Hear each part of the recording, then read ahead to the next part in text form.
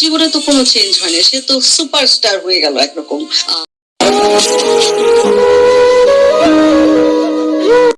তো সে তাই তার আমার এক বলে যে আমি বিশ্বাস ভঙ্গ করেছি, শুধু আমার এতটুকুই বলার আছে, সেটা ভদ্রলোক জানেও কিনা আমি জানি না, আমি বিশ্বাস ভঙ্গ করিনি।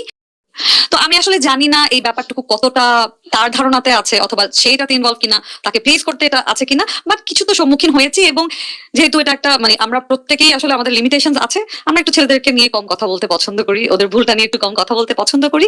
তো ফেস আমিও করেছি টুকটাক, যে করিনি, এবং এটা তো আমার অনেক কষ্ট লেগেছে, নট গোনা লাই। এটা একটা খুবই অপমানজনক ব্যাপার যে আমি শুটিং হাউস ছেড়ে আমাকে আবার আরেকটা শুটিং হাউসে যেতে হয়েছে। কারো বিশ্বাস ভঙ্গ করিনি।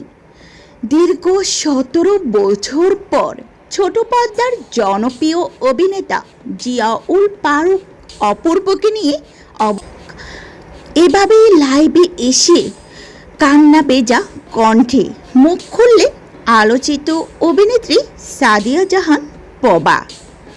অতীতে তাদের সম্পর্ক, বিয়ে এবং আকস্মিক বিচ্ছেদ নিয়ে পর্দার আড়ালে আসলে কি ঘটেছিল সেদিন।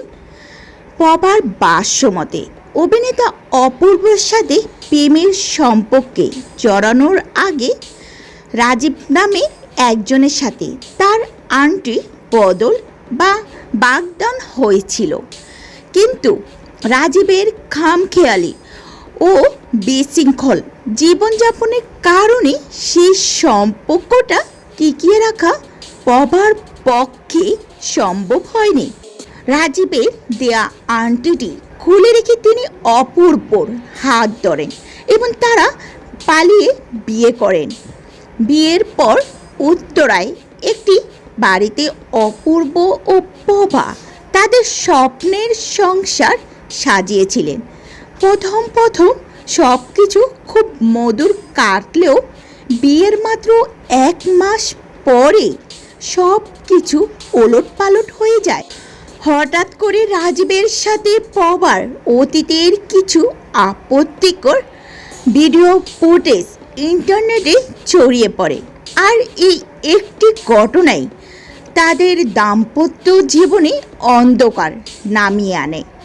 ইন্টারনেটে ঝড় এবং মানসিক টানাপোড়েনের কারণে প্রায় 5 মাস তারা আলাদা থাকেন। এক পর্যায়ে 2 পরিবারের সম্মতিতে তাদের আনুষ্ঠানিক বিচ্ছেদ ঘটে। পবার পরিবারের দাবি অনুযায়ী বিয়ের দেনমোহর বাবদ 10 লাখ টাকা অপূর্বকে পরিশোধ করতে হয়েছিল এবং অপূর্ব সেই টাকা পরিশোধও করেছিলেন। অতীতকে পেছনে ফেলে 2014 সালে পবা আবারও মিডিয়ায় ফেরার চেষ্টা করেন। দীর্ঘ সময় পার হয়ে গেল, পুরানো সে ক্ষত আজও পবার চোখে জল এনে